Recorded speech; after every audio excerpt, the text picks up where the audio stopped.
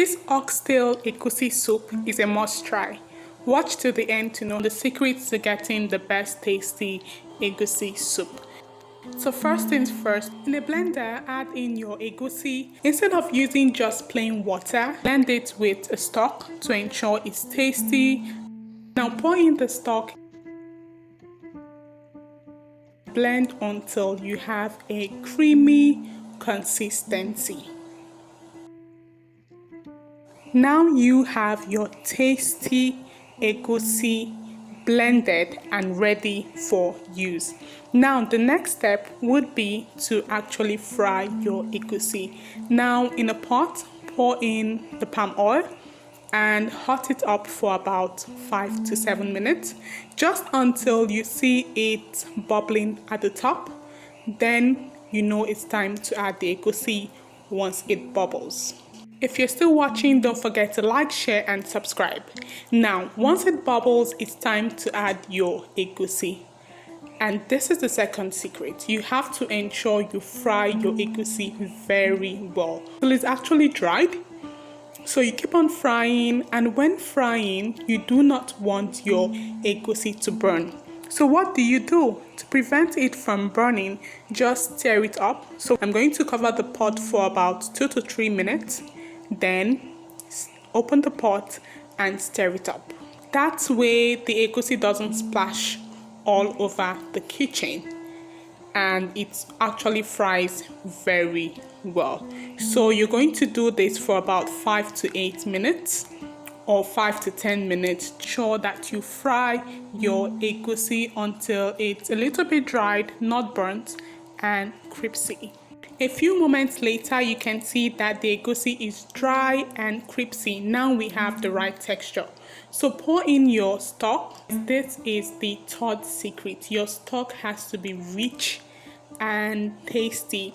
And I have a link in the description and a video teaching you how to make the best stock recipe for egusi. The wonderful stock that would take your egusi soup to the next level.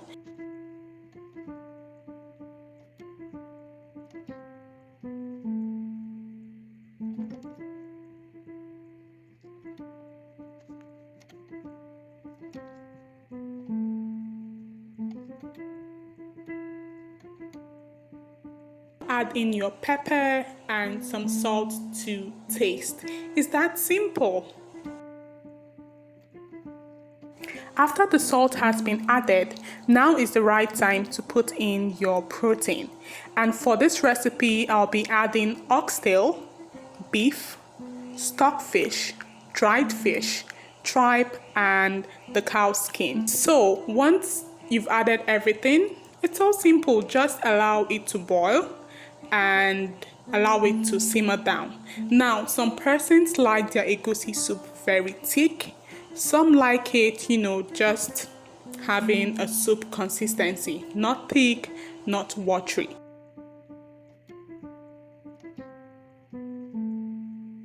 The fourth secret to ensure your vegetable still retains its nutrients, turn off the stove or the heat source before you add in your spinach. That way the vegetable retains the nutrients and vitamins, and so it doesn't get destroyed in the heat process. Now some persons add in their vegetable and they allow it to boil. No, when the soup is ready, the vegetable should be the last step. That way, you don't overcook the leaves, and the egusi is so easy to make. Now leave a comment below if you'll be trying this, and a secret or what steps do you take to ensure you have a tasty egusi soup.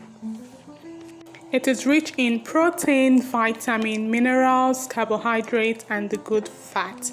That's all for now. I have a recipe on how I made the fufu, that I'm pairing with this food. Just check the description for the link to the video. Don't forget to like, share and subscribe if you enjoyed this video.